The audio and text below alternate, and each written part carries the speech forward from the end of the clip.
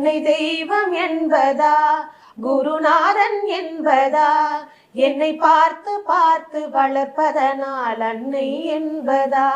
உன்னை கடவுள் என்பதா கருணை வடிவம் என்பதா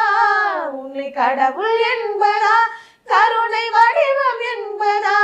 ஐயா ஞான தானம் தந்த உன்னை தந்தை என்பதா உன்னை தெய்வம் என்பதா குருநாதன் என்பதா என்னை பார்த்து பார்த்து வளர்ப்பதனால் அன்னை என்பதா சேரும் செல்வம் எல்லாம் உன் அருளன்றோ